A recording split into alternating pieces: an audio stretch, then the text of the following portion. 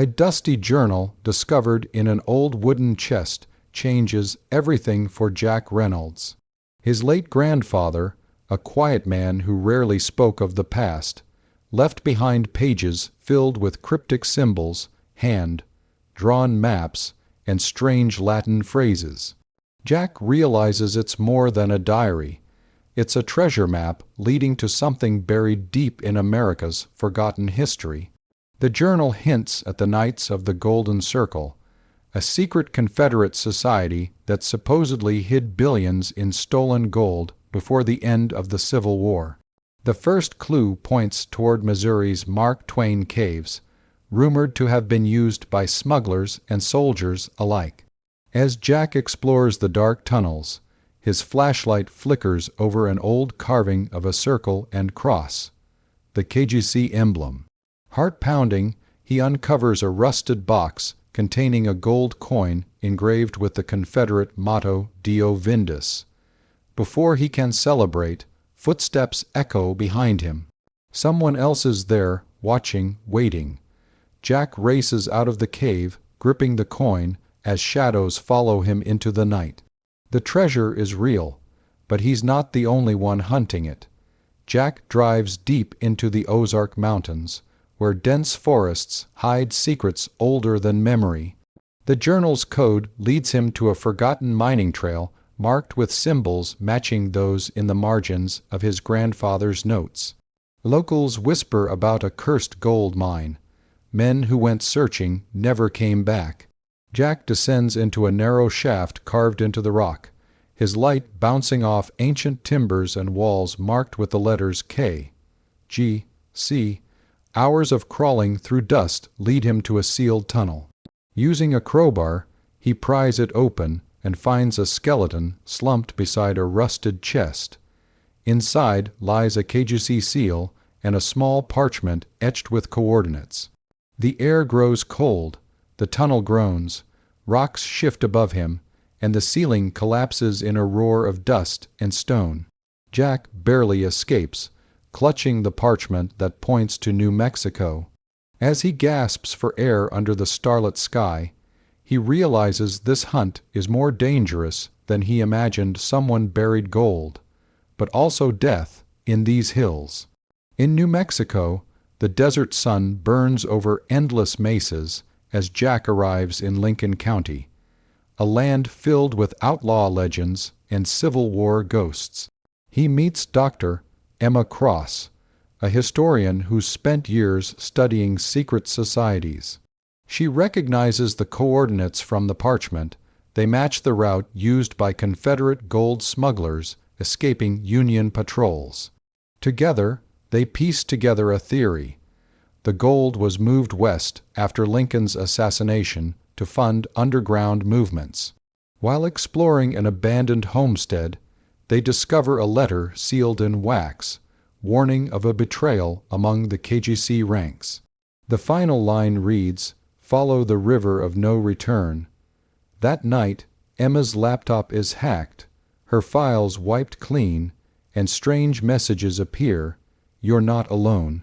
Jack suspects someone else is reading the same clues, someone who will kill to reach the treasure first. As they drive into the desert under a blood-red sunset, the sound of tires crunching behind them confirms their fear. The chase has begun, and the hunt has turned deadly.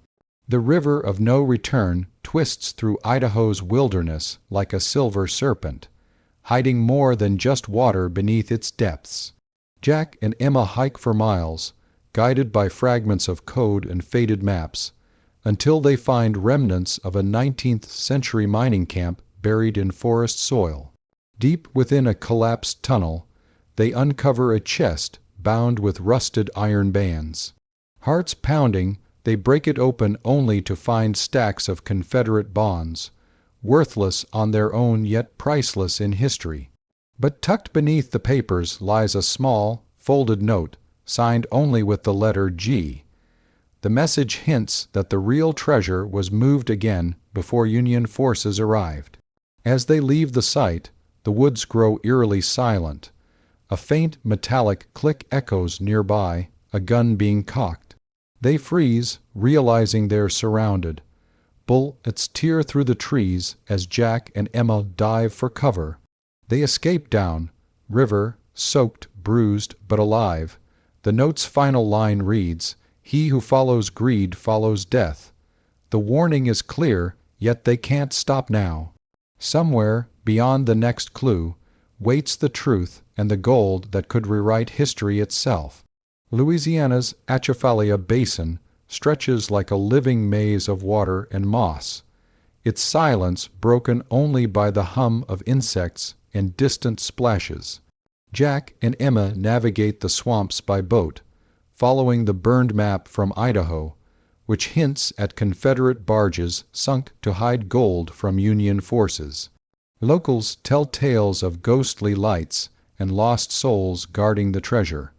As they push deeper into the bayou, they discover the wreck of an old barge half, buried in mud.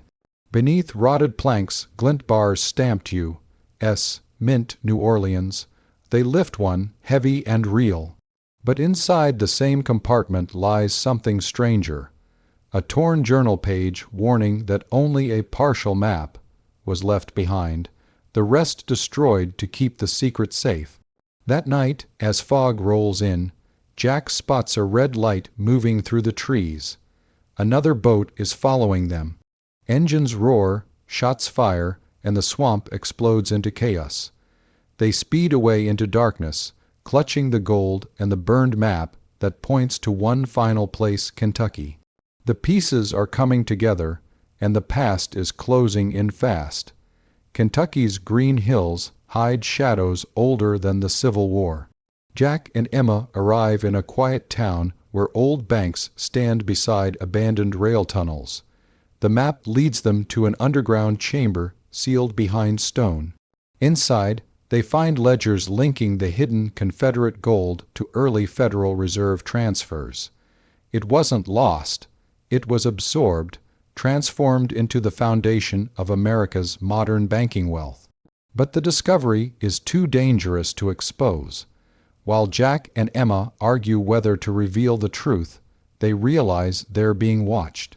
Emma is kidnapped by men who move with military precision, the same group that's been trailing them since Missouri. Jack deciphers one last clue from the chamber wall, carved into the stone.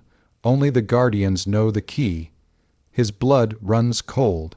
The Guardians are real, descendants of the KGC sworn to protect the secret. Alone and hunted, Jack vows to find Emma and finish what his grandfather started. The next clue leads him east, toward Virginia, where the order began, and where it will end. Virginia's old battlefields whisper of blood and gold. Jack tracks Emma to a hidden estate used by the Guardians, a secret order devoted to protecting the KGC buried wealth.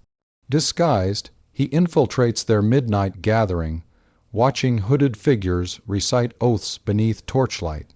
He learns that the treasure lies beneath Fort Monroe, a Civil War fort once used to imprison Jefferson Davis. The Guardians believe releasing the gold will awaken the lost republic, the Confederate dream reborn. Jack steals a golden compass engraved with coordinates leading to the vault. As he escapes, he's pursued across dark country roads, headlights flashing in his mirror, bullets shattering glass. He barely survives, clutching the compass like a lifeline. Exhausted but determined, he reaches the fort before dawn. Beneath centuries of stone and history, he feels it, the hum of something vast and hidden beneath his feet. The final truth is waiting underground, guarded by secrets and ghosts of a nation that refused to die. Beneath Fort Monroe's cold chambers, Jack finds the vault, a massive iron door marked with the KGC emblem. Using the golden compass as a key, he unlocks it, revealing a mountain of gold bars stacked to the ceiling. But there's more. Boxes of documents proving that the KGC planned to rebuild the Confederacy through secret financial networks that still exist. Emma, freed from captivity, joins him as alarms echo above. The Guardians are coming. They realize the treasure isn't just wealth, it's power, capable of rewriting American history.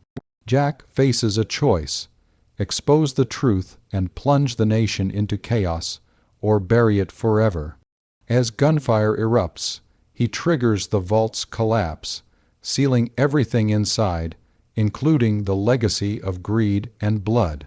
When the dust settles, Fort Monroe stands silent once more. Jack and Emma walk away, knowing the treasure may rest beneath their feet, but its story will never die. Somewhere, the legend of the lost gold of America continues, whispered by those still searching for what should never be found.